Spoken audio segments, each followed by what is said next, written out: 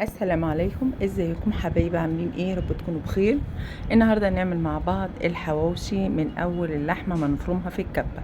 تعالوا نشوف هنعمله ازاي. معايا قطعه من اللحمه، واللحمه ملبسه يعني فيها دهون كتير، وده المطلوب في الحواوشي. لو كانت اللحمه حمراء لازم تحط قطعه ليا او قطعه دهنه، بتدي طعم الحواوشي روعه. هنا معايا الكبة ومعايا كيلو من اللحمة وفرمته. هفرمه فرمة خشن مش ناعم قوي. زي ما حضراتكم شايفين الكبة سريعة وسهلة. اللي ما عندوش الكبة طبعا بيبقى عنده اللحمة المفرومة سيان. فرمت البصل برضو فرم خشن، وبرضو شوية فلفل. الحواوشي بيحب الفلفل الكتير. فلفل حامي بقى، بارد، ده وده. هنضيف بقى المقادير كلها، اللحمة والبصل والبهارات. معايا البهارات بقى بهارات حواوشي، ده كيس. ومعايا كمان معلقتين من الدقيق، وربع معلقة او نص معلقة من البيكنج باودر، ودي مهمة جدا. وكمان بشرت قطعة من البلح. طبعا انتوا عارفين جوز الطيب. لازم تسمغي اللحمه كويس جدا مع البهارات. طبعا بهارات ملح، فلفل اسود، بابريكا، بهارات حواوشي.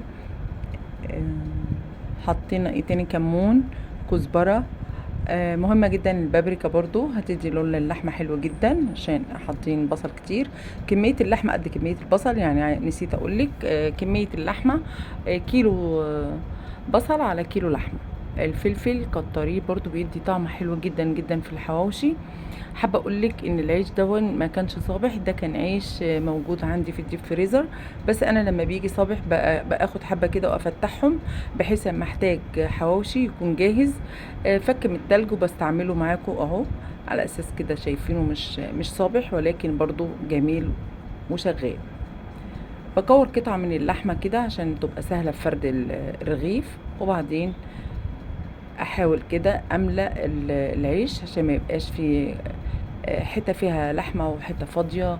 مش هيبقى حواوشي مستحب، يعني لازم كده تخلي الرغيف مليان داير ما يدور من اللحمه. طبعا ريحته حلوه جدا جدا.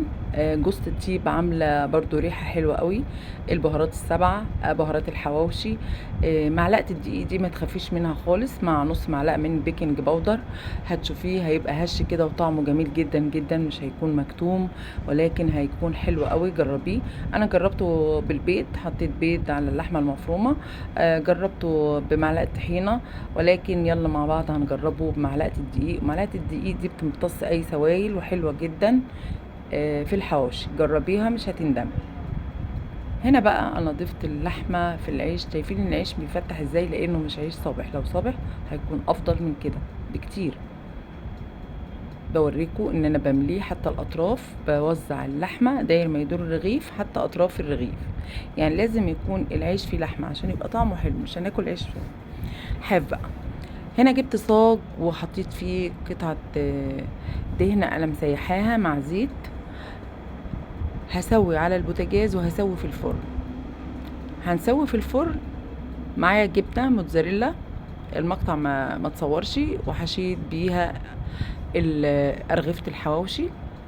براحتك، عايزه حطي جبنه شيدر، جبنه موتزاريلا، بيبقى حلو برضو. عملته قبل كده على القناه التانية بالجبنه الشيدر. جبنه موتزاريلا جميله جدا برضو، كلنا بنحب الموتزاريلا والمطه بتاعتها في البيتزا وفي الحواوشي. بيبقى طعمه جميل جدا بالجبنه الشيدر. حلو برضو، هنجربه مع بعض اهو بالجبنه الموتزاريلا. هي اولادنا كلها بيحبوا الحاجات دي. ممكن تسيبيه كده وبيكون افضل. انا بحبه كده على فكره خالص، ما بحبش عليه خالص جبن. استطعم بطعم اللحمه بس، ولكن بنحب نرضي كل الاطراف. هي معانا زبده على زيت، زبده على زيت، وبحاول ادهن بقى وش رغيف الصاج. انا دهناه زي ما قلت، دهن على زيت. انا مسيحه الدهن او الليه، بتبقى جميله جدا جدا في الحواوشي. حاجه بسيطه دهنه، وفوق الوش زبده. هتدي ريحه وطعم جميل جدا جدا، ولون كمان للرغيف حلو قوي قوي. هنا بقى انا هدخله، مش هدخله كده، لا، انا هغطيه بورق فويل وهدخله الفرن يستوي. يعني هنعمل في الفرن وهنعمل على البوتاجاز، وهتشوفي الطريقة معايا وهنقارن بين الاتنين، والاتنين احلى من بعض بصراحة. هدخل الغطي ده وادخله الفرن. وهنا الصاج التاني حطيت برضو مادة دهنية والعيش. طبعا انا برضو حطاله جبنة، اللي حابب يحط يحط، واللي مش حابب براحته. على عين البوتاجاز، وحطيت الصاج. وهنا غطيت الصاج التاني بورق الفويل الحواوشي، وهندخله الفرن. هتكشفي طبعا الغطا بعد نص ساعة وتشوفي، ولو حابة تشيلي الغطا وتاخدي اللون براحتك خالص.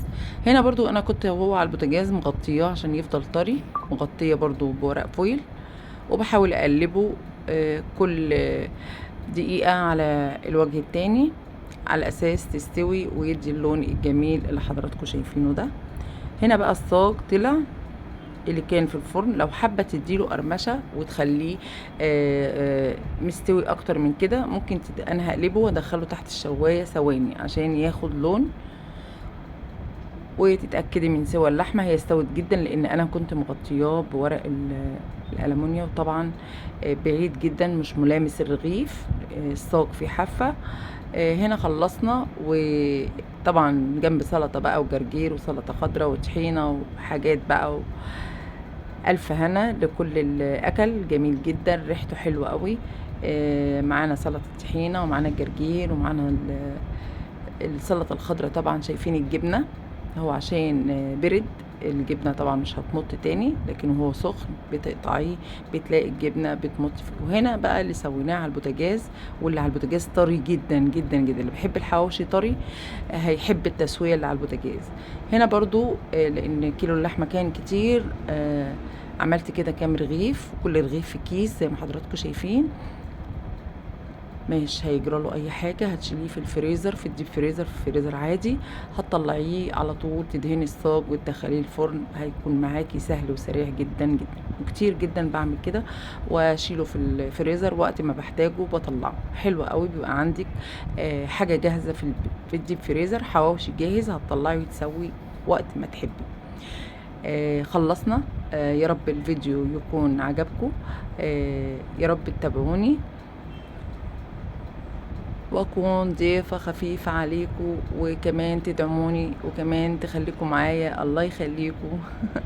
وتشوفوا قناتي منى كاتشن على اليوتيوب وتيك توك والفيس. انا سعيدة معاكم. اتمنى ان اكون يعني عند حسن ظنكم، ويكون وصفاتي بتعجبكم. بجد انا محبطه جدا لان القناه الارباح واقفه من عليها، وانا بصور وبشتغل، والله المستعان. دعواتكم بقى معايا، ولايك وشير على قد ما تقدروا بقى. تابعوني. ما تنسونوش اختكم امونه. يا رب الوصفه تعجبكم. حواوشي روعه وطعمه جميل وريحته اجمل. بألف هنا اللي أكل، وياريتكم كنتوا معانا. اتفضلوا معانا. جميل جدا، واللحمة كانت جميلة جدا جدا. على فكرة ناسي أقول لكم، اللحمة دي لحمة جملي، لحمة جملي، وأنا اللي فرماها في البيت. دي لحمة العيد طبعا، لحمة الأضحية، وأنا فرماها زي ما شفتوا، وبشتغل بيها. حلوة جدا جدا جدا، طعمها ممتاز. السلام عليكم ورحمة الله وبركاته.